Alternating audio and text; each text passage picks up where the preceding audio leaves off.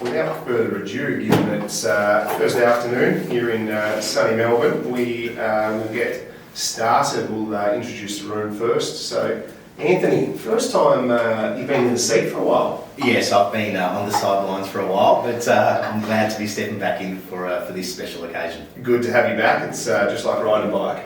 Yes. And our special guest today, Stephen Koukoulas. Welcome, mate. It's awesome to have you here. Absolute pleasure to be here. What a time. There's so much happening in the economy.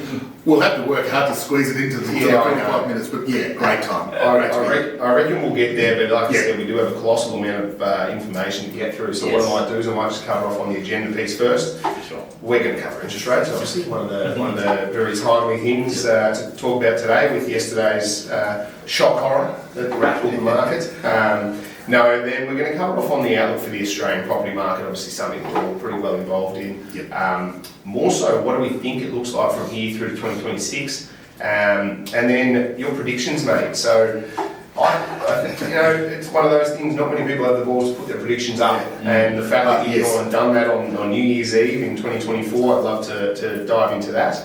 For sure, and I've done that for the last 4 or 5 years and don't live or die by it, but it's sort of, this is my thoughts on the economy, and at the end of each year I do go back and see where I was right, and certainly where I was wrong. And one of these things in economics which is really important for economists, and I hope our friends at the Reserve Bank take note of this if they're listening, is why was I wrong? What happened that caused me to get the inflation forecast wrong or the interest rate forecast wrong, because that is actually informative for where we're going next. Yeah, definitely. And like I said, not many people put the time and effort. They won't put their name to the predictions. They're very, very quick to come back and talk about your predictions. Oh, when they're wrong. Oh my goodness, yes. It's fun. And then obviously we deal with so many different customers of all walks of life, and we want to cover off economics for dummies because we see it in the media all the time about all of these the terminology and phrases they use, but sometimes people want to know what they're actually talking about, how it impacts us. So we're going to cover that off, and I think that would be a great one. It'd be great for me anyway. Yeah. I'll do the best.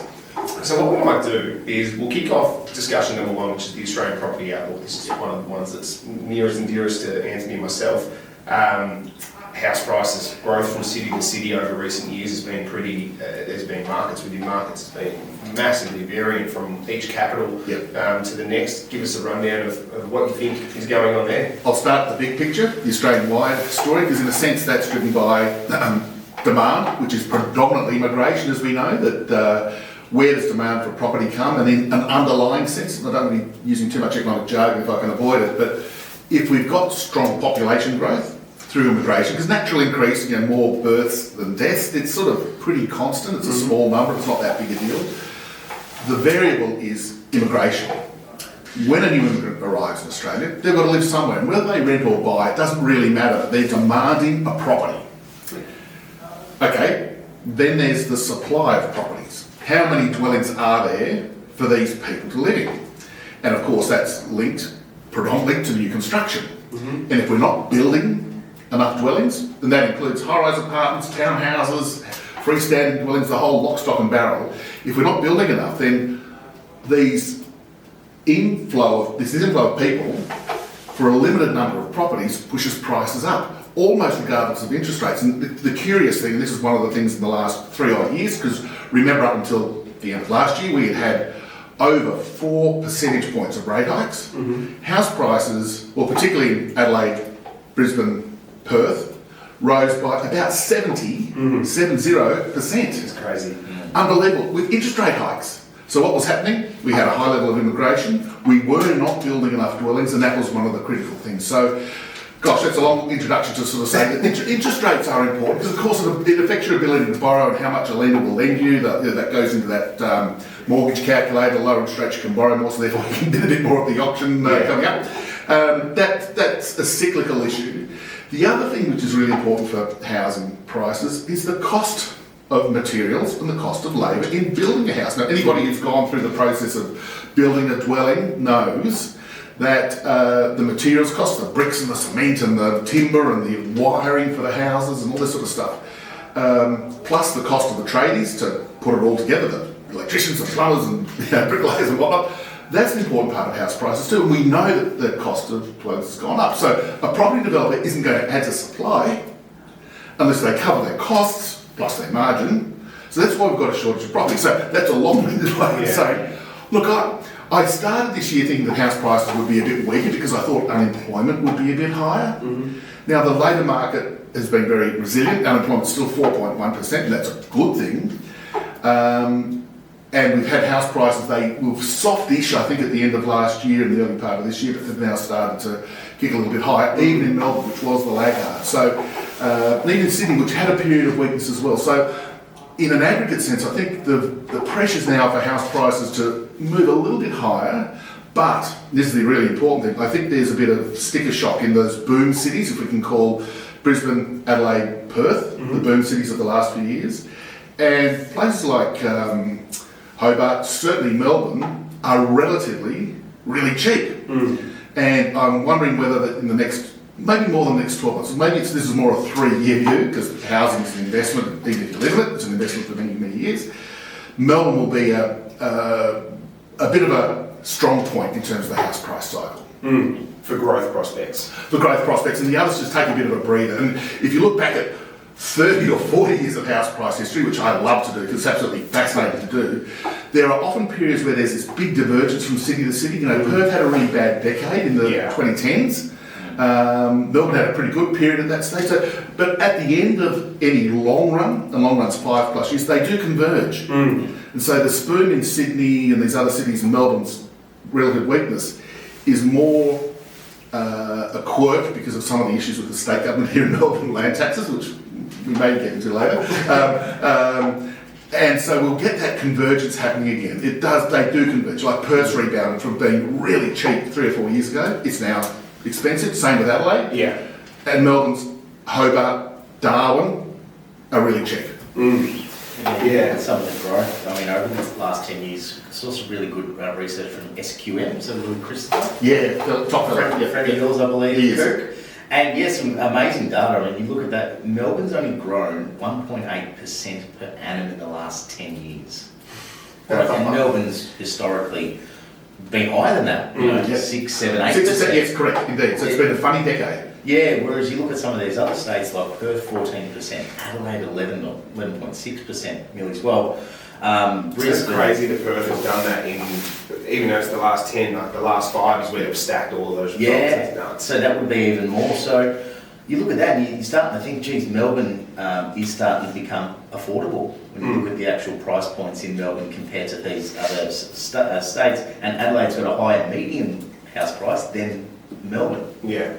Crazy. Well, you mentioned before about the labour costs and I think one of the biggest things that plagues Perth's ability to keep up with the market demand is the fact that it takes them so long to build a house over there. Yes. It's significantly longer than over in the eastern seaboard now. That's whether it's down to trade shortages or not, but you're waiting a huge amount of time just to get a bricklayer to rock up. Yes, and so the shortage of housing lasts for longer, and if you need to live somewhere, you'll bid it up. And even, as I said before, if you're renting, rents go up and that attracts investors to the market because their rental yield increases, makes it more appealing to buy an investment property. So that demand, and Perth is really interesting, that period of weakness that we were talking about 5 to 10 years ago was after a mining boom. So everyone who went there for the mining boom up to about 2010 left because the mining boom had sort of finished, that the construction had all happened and people left, and population growth, demand, if you like, was quite weak in WA. Perth prices were weak, and then of course with the opening of the borders post-pandemic, what was that, 2.5, 3 years ago, I can't remember how, then the borders opened, everyone went back to Perth, there was a mini mining boom, you know, China buying iron ore, and it's not just the miners in the Pilbara, you need bankers and accountants and people to service the mining companies, and there's a Perth sort of set that does that, and bankers and all that stuff. Perth went crazy. Yeah. Yeah, no, and I saw it still printed really good returns last month as well. It's still incredibly resilient. Yes, which is crazy. And given that the heavy majority of our clients are Victorian based, I did add a question in there that I was curious to get your opinion on. What needs to happen in Melbourne to maintain growth, and how heavily is it based on the sentiment? Yeah, sentiment's sour. I think we would all agree in Victoria and Melbourne in particular. Some of the land tax issues with the state government have sort of deterred some investors. They've sort of exited their property, and that adds to the supply of houses, listings, availability, if you like, for people wanting to come to Melbourne and Victoria. The curious thing that makes me cautiously optimistic about Melbourne house prices over the medium term is that Victoria, Melbourne, has the second strongest population growth of any city. Strongest is Brisbane and southeast Queensland, because Brisbane incorporates southeast Queensland. Yeah, let's go there for like Gold Coast as a country, as a rural town, don't they? Yes, so we incorporate that whole corner block of Queensland. Gorgeous place, and I can understand why people go there to retire and live there if the weather's great and the like. But Victoria has got really strong population growth. Coffee. And so that is coffee, great food, the AFL, cricket. So we've got this issue where there's this demand coming through, and will continue to come through. Now, Victoria's actually been pretty good at construction. It's actually had so its supply has been better than, say, New South Wales. But that said, I think we've got very low rental vacancy rates in Melbourne. Just when And that someone was said on one particular, One of them being the SQM measure of vacancy rate. I just have to check. It could be the domain one. There's a few of these ones that come out with different readings. But Melbourne, again, I don't want to sort of go there and say, look, Melbourne's going to have a boom for house prices. But I'm cautiously optimistic that Melbourne will play a bit of catch up over the next few years, because it is the relatively cheap city in Australia. Yeah, like that's what I'm just baffled by, the fact that you'll go 45 minutes outside the CBD of Adelaide and you're buying properties at $750 versus you can get one in Reservoir for $685. Like it's crazy to think that's a plan. Oh, it's run down. It's 1960s or 70s, but you can hit the land, which is crazy, because we always, the memory of helping people with home loans is, you lost an auction, and that would happen for months and months at a time, sometimes years.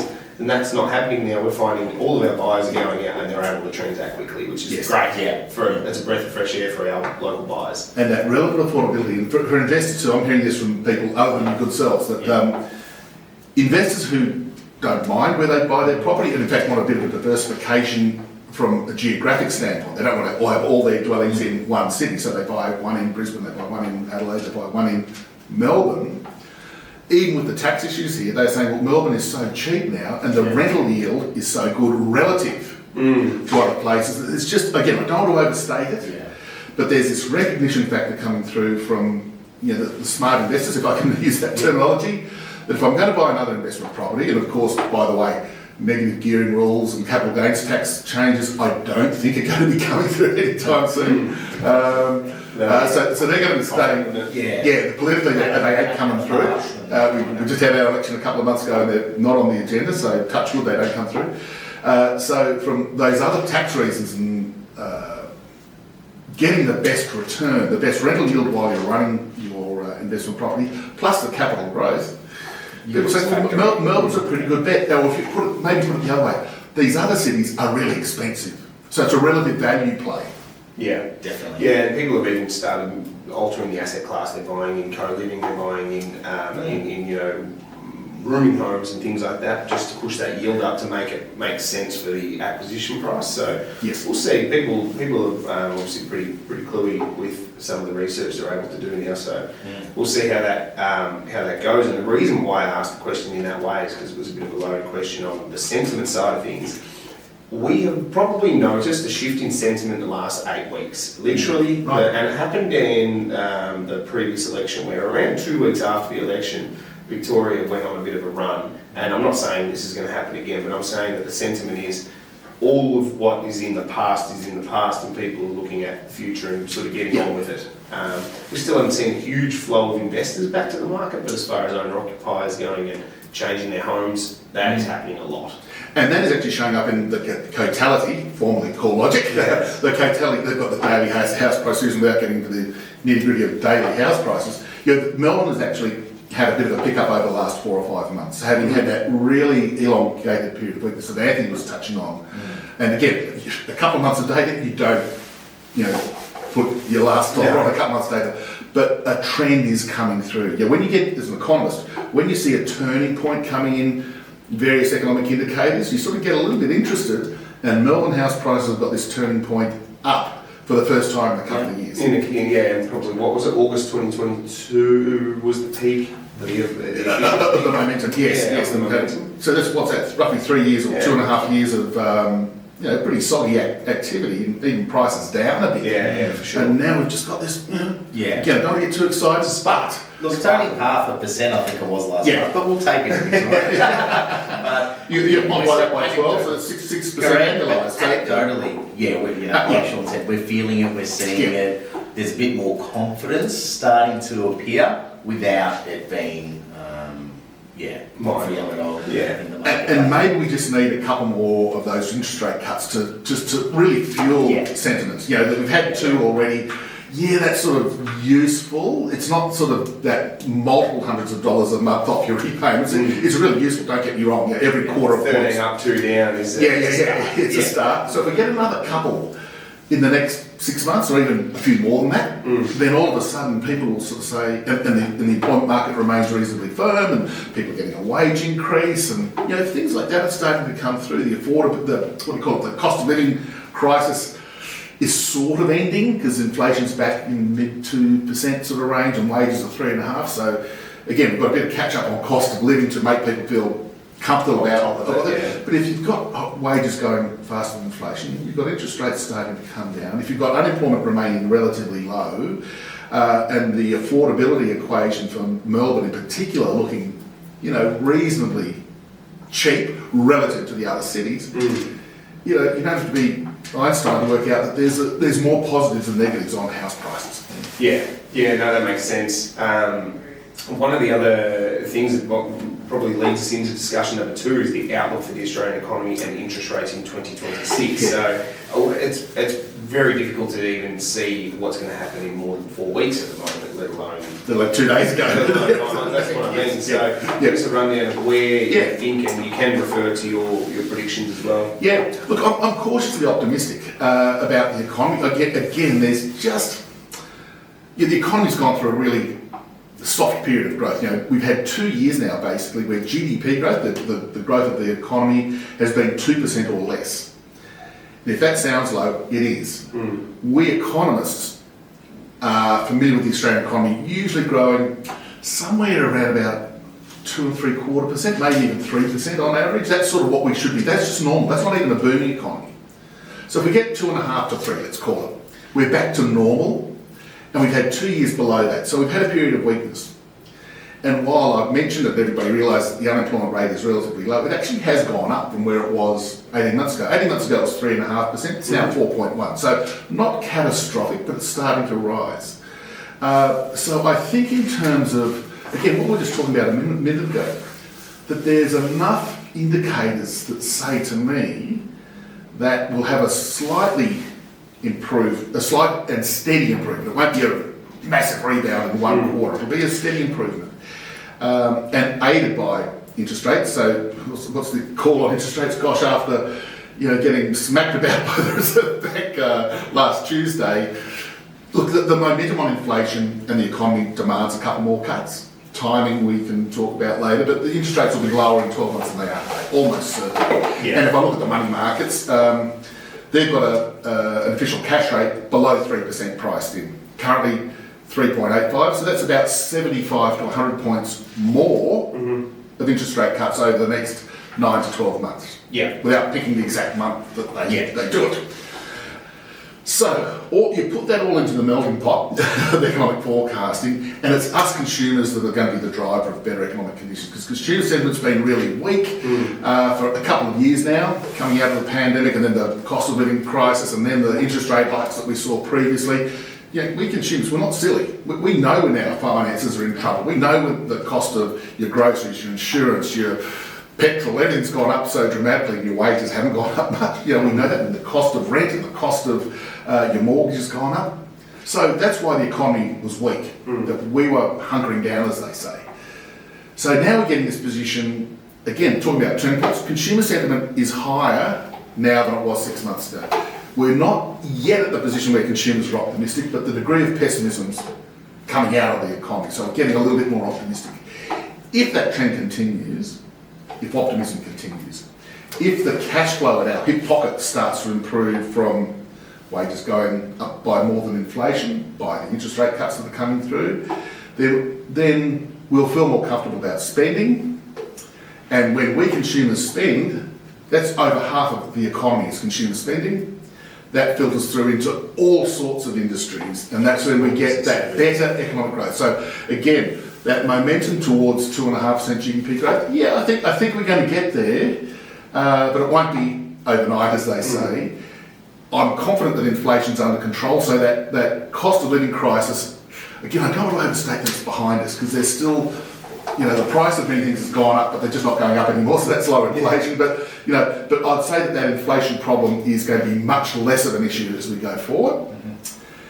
The world economy, gosh, I don't want to dig into that, because that's so hard. And our friend Mr. Trump, with his tariffs, even this morning. Overnight? Yeah, he reads out another 15 every morning this morning on Vietnam and Bangladesh and Uzbekistan. Japan. So every country's got a tariff, and that's not good for the global economy. In fact, that's one reason why the Reserve Bank's going to continue to cut rates, because it's going to be negative for China, our major export market, and therefore negative for us. So I saw an interesting point that China have really elevated conversations with our government to do more trade with us at the risk of them losing the US as a customer on a big range of industries. Well, Albo's going to China this weekend, I believe. How would that help us as consumers? Does that just mean we get more cheap Chinese product that we're going to sell to our local people, or what? Two issues there, and this is a really important point. No, thank you for picking that up, because that's a really important point. Two things. One is that we still export a lot to China, so to the extent that we can improve our trade flows, look, things like iron ore and coal and gas, they're slightly separate, because China's still always going to buy those. But if you remember a couple of years ago, when our government annoyed the Chinese, they banned wine, lobsters, and barley, and a few things like that. So, and okay, they weren't massive in terms of the economy, but if you're in those industries, if you're a wine producer or had the lobsters up in WA, your business was stuffed, frankly. So to the extent that we can have a good relationship and China does not have a negative view to Australia, in fact has a positive view, that's great for our exporters. That's one thing. The other thing is that, and I'm hearing this from a couple of other importers. I'll use an example of a toaster. I know that sounds a bit funny. If China used to sell 1 million toasters to the US, but they've now got a really big tariff, and the price of toasters in the US goes up, and therefore demand for toasters goes down, so US consumers don't buy Chinese-made toasters. If you're a big retailer here and you're a toaster seller, you might go to the supplier in China and say, hey, I know you're not selling as many there, can you sell them to us? And, we'll take them off your hands at a discount.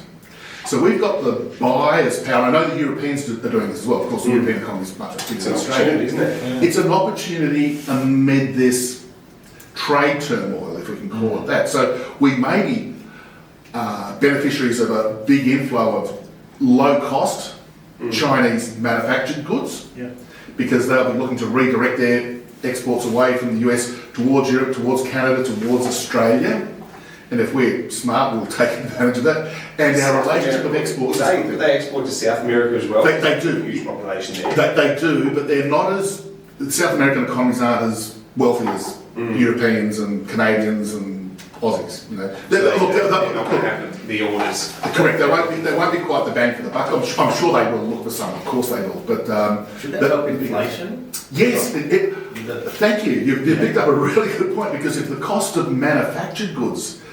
the price of our, and it's already started to show up in, say Bunnings or whatnot. I don't know what proportion of Bunnings stuff is made in China, but a large proportion is.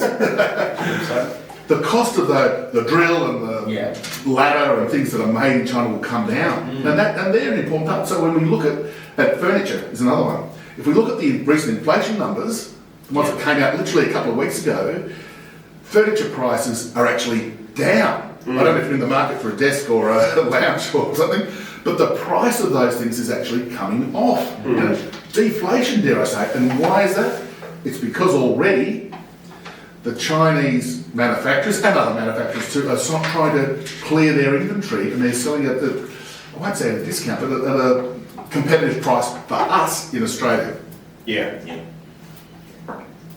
So just on that, Steve, just touching on the recent announcements with interest rates and the RBA. Yes. What's your quick take on it? Mate, I was shocked. I was refreshing the page at 2:30 in the afternoon on Tuesday when the RBA makes their announcements. Yeah. Clicking on refresh, 3.85, click refresh, oh, it's still 3.85, is there something wrong with it? And then it took me about 20 seconds to realise that they hadn't changed the rate. I thought, I won't say what I said, but then my phone was running hot with WTF. Look, now we've had a couple of days to digest what they did, and obviously that was no change. When almost everyone, there were a few people who didn't think they'd do it, but almost everyone thought that the rate cut would be delivered, and it was effectively priced into financial markets. I still can't work out why they didn't. Even now that I've read the statement from the RBA and the governor, Michelle Bullock, she gave a really good press conference after that, but it was more her being very defensive on why she didn't cut rates, when it was obvious to all of us, and I'm talking about the big four bank economists who are pretty smart, they're very smart. They're sort of being perplexed why they didn't. And again, getting back to the key point about why I'm perplexed, again, and I've said this on my social media accounts to my peril, but I made the mistake of looking at facts. I looked at the inflation numbers, I looked at the GDP numbers, I looked at the wages numbers, I looked at the global issues that we're talking about with the Trump tariffs, for example, and I looked at where the current cash rate is, 3.85%, and even as the governor of the Reserve Bank noted the other day, it is restrictive. It's still putting more downward pressure on the economy than not. I thought, well, okay, let's keep trimming them, that I can see with inflation and economic growth and these things, they can trim them. And the reasons that the Reserve Bank gave about not cutting rates was they don't believe the inflation numbers. She said, the monthly inflation numbers we don't think are valid. So that was a bit of a backhander to the Bureau of Statistics. Yeah. And I think the cost of producing the inflation numbers is about $20 million a year. They calculate the prices of everything. Okay, anyway, so that was a bit that she didn't believe in. And she also said that in their theory, and I know we need economic theories and economic models, and gosh, the listeners to this, I'm not going to go into them because I get frustrated by them as well. But the Reserve Bank have models, which are an important part of what you might call stress testing, what they're doing. Mm-hmm. But I think the Reserve Bank now is putting so much weight on them. Their model says that, we've got the labour market's too tight, wages growth is too high, and our productivity performance, yes, it's pretty ordinary, but that's why we're not cutting interest rates. And I thought, well, one way that you can improve productivity is freeing up capital, freeing up the cost of money, and people will go out and borrow and invest and buy machinery if the cost of borrowing goes down a bit. Yeah. And as we know, machinery is the the lifeblood of productivity. Just one example I do like to use, if you bear with me for 30 seconds. Think of an iron ore mine in Western Australia. You give 10 people a pick and a shovel and a wheelbarrow. You're not going to dig out much iron ore, are you? No. But if you give 10 people a couple of trucks, a big digger, a rail line to port, the productivity is going to be massive. Correct. So we need capex, and so the governor of the Reserve Bank complaining about productivity.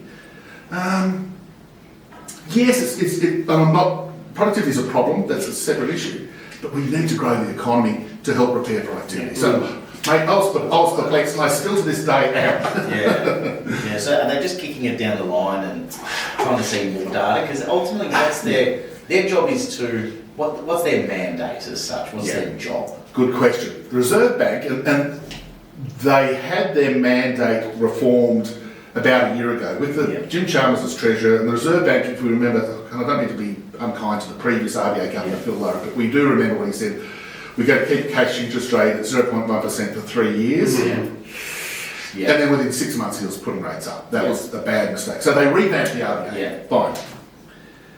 The revamp of the RBA was not massive when we stopped and looked back at what happened. So we look at the Reserve Bank now. What are you doing, Reserve Bank? They've got to get inflation between 2 and 3%, 2.5 being the midpoint, obviously. they want to keep the labour market at full employment, which they define everybody who wants a job can get a job. Okay. So rather than being a clinical 4 or 4.5 or 5 or 3% unemployment rate, it's sort of more in terms of if we've got an economy that's sufficiently growing, if I do lose my job in that sector, relatively easily I can get a job elsewhere because the economy's growing. Yeah. Okay? That's what they do, and it's as simple as that, mate. Yeah. So that's their job, and then. And they set interest rates to achieve those objectives. So they set rates to achieve that. Yes. Go. No, I was going to say, so they are in, so that, and this might go to a bit later, just explaining it for everyone about the trimmed mean inflation, which they mentioned at 2.9. Yes. So if you can explain. Inflation is a basket of goods and services that you and I, it's the consumer price index. Mm-hmm. And it's the price of food, soft drink, takeaway meals, insurance, books, furniture, cars, electricity, haircuts, and all the stuff that we buy on an average day. And our friends at the US Statistics look at the price of those things, they put it into a great big spreadsheet, I'm paraphrasing it, and out comes the change in the price of all of those things, and that's the rate of inflation. Yep. So that's going to be 2.5% on an annual term. So when it's above that, like it was a couple of years ago, yeah, it's a bank hike interest rates, definitely. Yeah. To get the economy slowing so that the price pressures moderate, and that's worked. When inflation's too low, can be too low, you cut rates to make us spend more, to push up the economy, push up employment and these sorts of things. And that's what the Reserve Bank does. Now, like all of these things, there's a different view from time to time between how you achieve it and whether the 3.85% cash rate that we've got now is going to achieve that objective or whether it's going to sort of squeeze the economy and we have a bit of overkill. Just like when the 0.1% cash rate of, 3.5, 4 years ago, whatever it was too low. When it was, and many of us noted that at the time, and they were very slow to put rates up at the time. They made a mistake there. Okay. And so that's why we economists and the bank economists and all these other people sort of mull over what's happening to inflation and unemployment. They're the two critical issues. And then the trimmed mean. Oh, sorry, the trimmed mean. I apologise. So the trimmed mean, yes, I got it. So that's the inflation rate. But we know that the price of things like electricity prices were lowered by a government subsidy, which comes off at the 31st of December this year. We know the price of petrol can change by the conflict in the Middle East. We know the price of a lettuce can change from floods in Lismore. They take those out because they're not really a sign of demand pressures in the economy, so they trim them out. So it's sort of like an underlying inflation measure, because you wouldn't hike interest rates because petrol's gone up because of the conflict, because the conflict ends and the petrol price comes back down. Or the lettuces went up. They change what they trim. They change according to the volatile. They used to be called volatile items. Things like tobacco. There's another classic case. That's in the inflation basket. And of course, that's a tax change because the government put tax on to discourage people from smoking. Fair enough. But they're not going to hike interest rates because the inflation rate's pushed up by a tobacco tax. Nor were they going to cut them aggressively because of this electricity subsidy, which forced headline inflation lower. So they trim out those volatile items. And more people are probably familiar with the term underlying inflation because that's sort of like the true demand and supply pressures on the price of so many other goods and services. Yeah. There seems to be a disconnect between what's in people's pockets and what is being spent. So like an isolated situation, probably Victoria's build spending, crazy amounts of money being spent on infrastructure and construction projects. However, the money that the everyday punter is spending on building is nowhere near that significant. So what the actual real life people are doing, and Anthony, I think you had a question about this, how does it relate to actual individuals, the mums and dads with families, versus what the RBA look at when they go to make their decision on a monthly basis? The RBA look at the Australia-wide numbers. We have one interest rate, whether it's in Perth or Melbourne or Hobart or Wagga Wagga. It's the same interest rate, wherever you're living. So while they're aware of some states that might be doing better than others, it's still the national economy that's their focus. And so they judge the inflation risks from how much money is being spent, so from you and me, mums and dads and everybody else, but also from the government. And that's been an interesting thing in the last, well, ever since the pandemic really. We know that the pandemic, for I think the right reasons, the government of the day pumped money into JobKeeper, JobSeeker, there was a whole lot of other projects, fair enough, because we didn't know what was going to be happening. That spending fell a little bit after the pandemic ended. Then we had the Albo government elected, three and a bit years ago. They had a policy to hire nurses in aged care facilities and NDIS, so they had a policy to hire people. That money fed into the economy, not only from the people who got the job, but if you got a job as a nurse at an aged care facility, whatever income was, you probably went out and spent it a bit. So that was sort of what the Reserve Bank looked at as well. So it's what the government spends. And then it's what our exporters export. So what price are we getting for our iron ore? How many million tonnes of it are we selling here? How many tourists are coming to Australia, spending their money here, dining at the lovely restaurants here in Melbourne and buying our beautiful wine and all of these sort of things. So they look at the whole economy, and from time to time some things are more important than others. Sometimes it is government demand that's important. Sometimes when the government's sort of tightening the budget and they're cutting spending, the RBA will look at that too and think, well, okay, if the government's pulling money out of the economy, maybe we can be a bit more accommodating with our interest rate settings to allow the private sector to grow. So there's all of this sort of, I don't think anyone's actually going to tell you how many things the RBA look at, but it would be many hundreds, if not thousands, of economic indicators. And then they also look at things like the Aussie dollar. Where is it? Is it higher? Is it low? What sort of effect is that having on the economy? And so... So basically, on with the interest rates then, would you say that is it just put it on pause, maybe seeing for a little bit more data, and could very well be next month or the month after? Yes, the reading of it is that, and that's a really good point. And the governor, Reserve Bank Governor Michelle Bullock, said this effectively. The June quarter inflation numbers, so put this in your diary, everyone. 30th of June, 11:30 Eastern Time. July. Yeah. That's right. Is when this June quarter data comes out. That's the comprehensive quarterly inflation number. That's what we're saying. That's the one to look at. And that is probably it. It'll take, as we were saying just 15 minutes ago, it'll take a shock number for it to not cut interest rates on in August. The next meeting. Promising. Fingers crossed. Fingers and crossed. The markets, and again, even though the markets got the last one wrong, the markets are still pricing a series of rate cuts over the next 9 to 12 months. Just kick the can down the road. It is when we take a step back and it's only 5 weeks. It's so while there's still a little bit of coming. What are they doing? So don't change your strategy. No, it's only 5 weeks. And instead of buying a house too, which is a multi-year investment. I wonder how much ego plays into it, to be honest, because you see what their opinions are, and I can say that because it's our channel. I don't have to go on anyone's show, so I'll take them with dirty mouth. No, the reason I say that is because you watch how they speak on any number of news outlets. The way that they speak is, we are not going to be pushed around by you guys, our population, this, that, and the other. And then they do this and make that shock decision. When I say shock decision, it was never a guaranteed thing. But then they turn around and say, this is what we said. We said it would be like this. So I don't know. But anyway, in light of time, one of the things I was really interested in, Steve, was to just cover off on the progress. We're halfway through the year. The progress of the predictions that you made on New Year's Eve in 2024.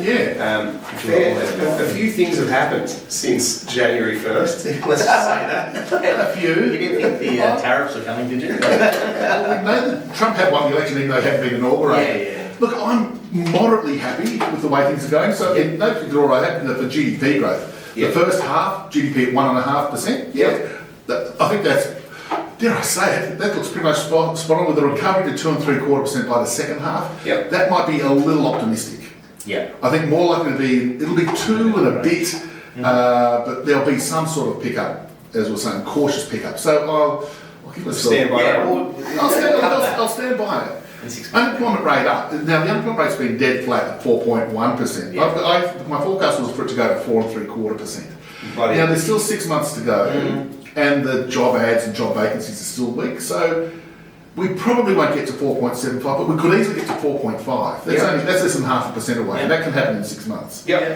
Inflation hovers 2.25% to 2.75%. Well, Yeah. I'm pretty happy with Absolutely. that. When we get the June quarter numbers, just by the by, when we get the June quarter numbers, the trimmed mean, the underlying inflation, is probably going to be about 2.6. Yeah, so you So probably, I'll put my hand up there. by the end of the year, that might get to 2.25 from the bottom. Indeed it might. Yeah, Indeed yeah. it might. So, we'll see what happens. I'm reasonably We'll give you a confident. tick for that. I've got wages growth drops to 3% with downside risk. That's probably a bit too pessimistic. Yep. Yeah, okay.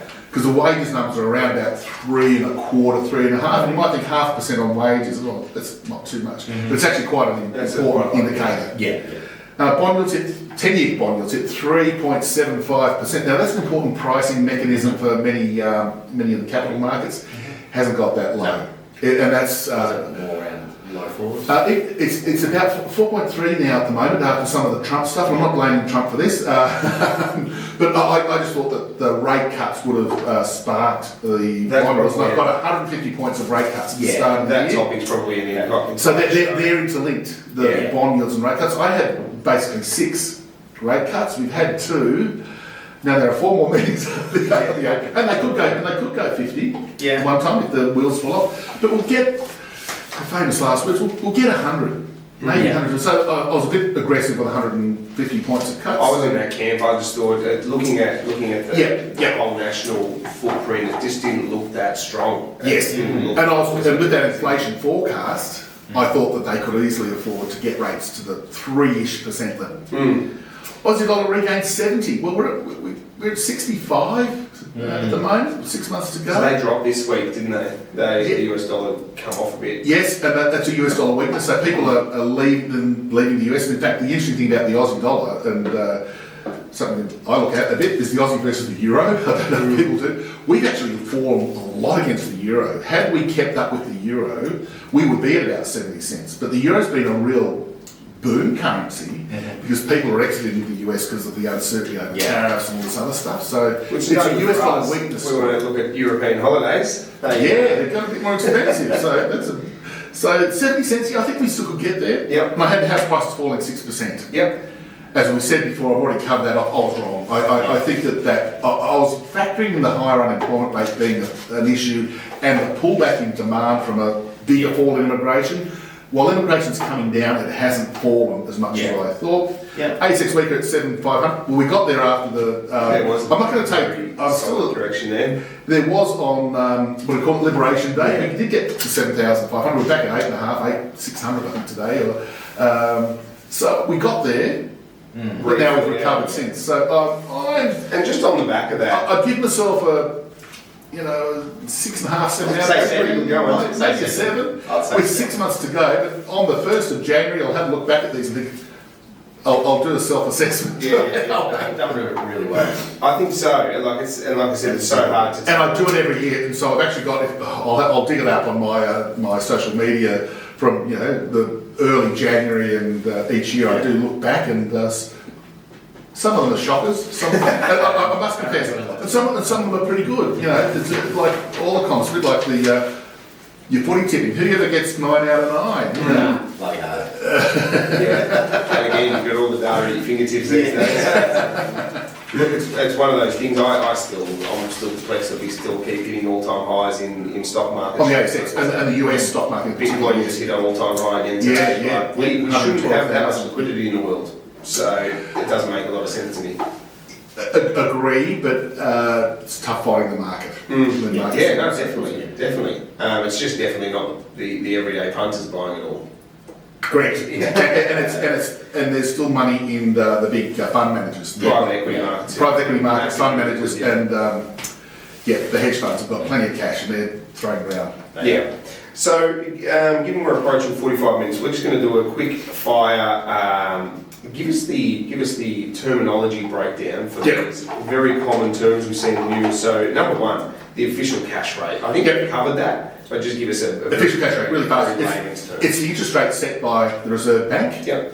That is what we call the interbank rate. So when the banks settle their deposits with each other, it's the rate that they pay, and that's the rate that the Reserve Bank adjusts. When they adjust it, the banks then adjust it because it impacts on their cost of funding.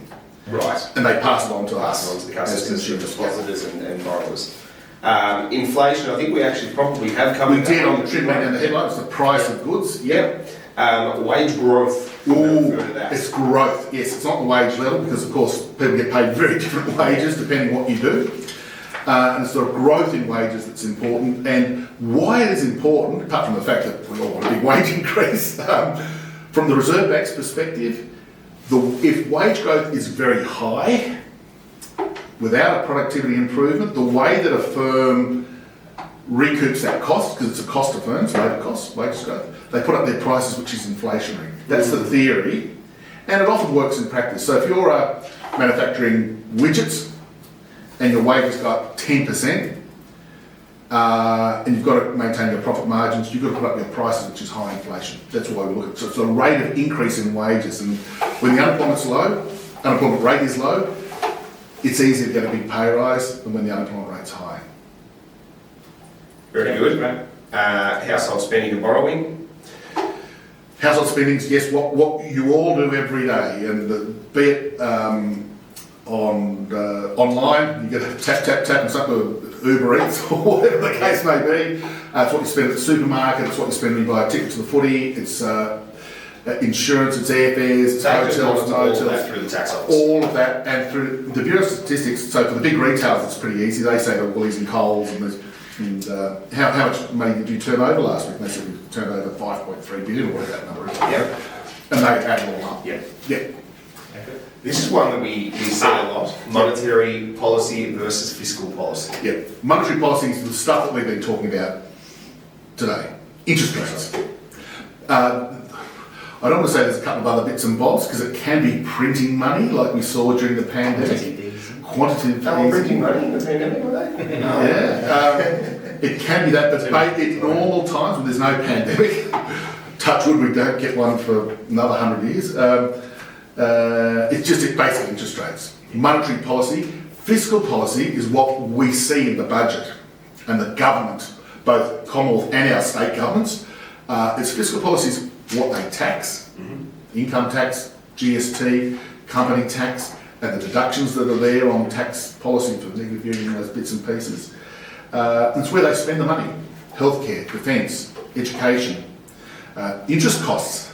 You know, the government borrows money; it has to, like everyone else, it's got to pay interest on its debt. That's why some of us sort of would prefer government debt to be lower rather than high, because the government's now spending. Just by the way, because this is part of the fiscal policy issue, the latest numbers. We're spending about 15 to 16 billion a year just on interest on our debt, which is 15 billion that can't be used to be spent on roads and education. So I like it when government debt's a bit lower. So come on, Jim Chalmers, tighten up that budget if you can, mate. Don't worry about my mortgage, Jesus. It's great we can break those things down because, like I said, they're in every article, but sometimes the fiscal policy, and it is it's more tax and spending of the government. Yeah. Monetary interest rates. That's 95% of the. Yeah, brilliant. The questions we covered off on during the chat mostly, but the wrap-up question is around GST. Anthony raised the point the other day. What are we doing with GST? What's the future of that? Well, the Treasurer Jim Chalmers has got his productivity summit in August, where they're going to be talking about issues that can boost productivity. Tax policy is a really important part of productivity. Now, basically, they're all about changing the GST. So even though most economists would say that our GST is too narrow, it doesn't cover a whole lot of items. They were excluded when the GST was introduced 25 years ago. They excluded a lot of things like fresh food and education services and health services for sort of fair enough reasons. You don't want to put a tax on health. Essential stuff, yeah. But anyway, so we don't collect that much money from it, and the 10% is really low compared to New Zealand, Canada, the US, UK, all of Europe. So we're more reliant on income tax. So an economist would say, well, what we probably should do is broaden the goods and services that we pay the GST on, increase it from 10 to, let's just say 15%, and use that revenue, because of course the government collect an absolute ton of revenue from those two, 15%, gosh, they collect a lot more. Use that to cut income taxes, use it to cut company taxes. So we improve the incentive to work, if you like, because income taxes are cut. So you make the tax-free threshold, and so that's part of it. However, and this is another bugbear, this is another episode we've got to do, is policy versus politics. As we saw, we only had the election, 2.5 months ago, and the election campaign, I almost tore my hair out on some of it. It was a shocker. It was. Because you can see the politics, and that's fine. Politicians want to win the election. Policy is the casualty, because it is very easy to demonise a policy reform issue, and the GST is one of those. So imagine if, either side of politics, just, I don't care. If one of them says, we want to do something on the GST, we want to hike it and broaden it, we're going to use all that revenue to do, cut company tax and cut personal income tax. The other side would say, you're putting up the GST, so It's going to affect every Australian. Every Australian going to be paying extra, an extra $1 for your litre of milk and an They extra wouldn't have even $2 for your talked about their own campaign. it would be that simplistic attack on it, which makes it so hard to change economics and economic policy. And I'll go back a few years to the mining tax all those years ago. Does anyone remember that Wayne Swan as Treasurer introduced? It was actually a good tax. Here I am saying a good tax because it collected the super profits from the mining companies that are just sort of now we don't look at the gas industry, look at our electricity prices, everybody. You can see why that was a good tax, because it was fair. It would have created revenue for the government that they would have used to spend elsewhere. It was demonised by the mining industry through a very inexpensive campaign, and have a look at the performance of BHP, Rio, and Fortescue the last decade to see whether we should have had a mining tax. And so tax reform, almost by its definition, means some people lose out, and they tend to be very, you took away my privilege. And even if it's getting rid of I'll be very provocative here, even if it's getting rid of a rort, or something that's a really distorting, did I say superannuation taxes? Because it's really generous superannuation. It's too generous, frankly. Yes. And if you want to reform that, you can just sort of see the superannuation industry charging down Collins Street with banners and very hard to change. Something has to happen though, because the only thing that they're able to do with a seemingly no holds barred approach is let's just add more taxes to the everyday Australian. More really without in Victoria. And then occasionally they do give away some bracket creep through income tax cuts. So even that's how they sort of buy back a bit of favour too. So I was actually looking at this the other day. I don't want to speak too much on, but back, it was about roughly 20 years ago. Don't quote me on the exact date. The top tax rate was 60 cents in the dollar, but cut in at $45,000 a year. But through reforms and changes, what's the top tax rate now? 47? 47, and it cuts in 180. So, okay, that's a whole lot better than 60% above 45,000. So they do give some tax back. I'm not defending our politician friends. But that's how you get some of your tax back. So this reform of the tax system, we know it's got to be done. You're spot on. It has to be done. But the politics of it is really, really difficult. If you think about the tax reform that has occurred in the past, and look, I'm happy to confess, I'm a massive fan of Paul Keating. Back in the day, most young people don't even know who he is. But he was the guy who reformed so many parts of the Australian economy. A lot of them were uncomfortable at the time. Like, what are you doing, mate? Well, that's the thing. But he, to his credit, he went out there every day and sold the reforms. He was on the media, he gave speeches, he had all of this stuff to say, this is why I'm doing it. You might not like it, but it's transparency. This is why I'm doing it. Very good at that. No one's going to support your ideas unless we know. This is why I'm introducing superannuation. Yep, it probably means that your take-home pay is going to be less because, now 3% of your income's going to compulsory super. Back in the day, that would go into your pocket. So people probably spend it. So nowadays, we look at super, $4 trillion or something in our super fund. Wow, fantastic. So he went and sold those, and he was the sort of politician who. I recall at the time, what do you think of Paul Keating? I don't like him, but I'm going to vote for him because I respect him. So sort of like some of those footballers that you love to hate, but you're really good, but I don't like you. I can respect you if you play for another team. I won't get into the football there. But, you can sort of see there's that football. God, I hate you, but gee, you're good. And Keating was like that you know, and he banged heads together, but he got a lot done, and you know, Well, so hopefully there's someone like that somewhere. And Jim, if you're listening, go for it, mate. Imagine that someone come in with some good ideas. Yeah. That's exactly it. And They're so busy being. bring people with you. He's got to, whoever the reformer is, got to bring people with you, and that's the electorate. He needs the electorate to come on board and begrudgingly even say, look, I don't want to pay more tax. I don't want to pay more tax on my super or whatever the issue is. But I realise why you're doing it. I realise why that's a reform. It's like going to the doctor, you know, got to, you know, give this injection to you. Oh, I hate injections, but it's going to save your life. Oh, okay then. It's bad medicine, but take a bit of tough love. Yeah. That's great. No, that's awesome. Steve, we covered a huge amount of information, some great topics covered that we wanted to cover. We've basically got it all done in approximately the time we said we would take, so we can't thank you enough. Yeah, thank you so much. Thanks, Steve. Absolute pleasure, and look forward to a catch up, and we'll sort of digest on in 6 months' time. We will revisit it before the end of the We year. can go through the end of year results and see how they go. Thank you, Tim. Absolute pleasure and good luck, and really appreciate the chance to have a chat. Thank you, Steve, and thank you everyone for tuning in on your lunch break or whatever you're doing. We will speak to you again, and we'll send out some follow-up information off the back of the show, but we'll catch you next time. Cheers. Thank you. See you.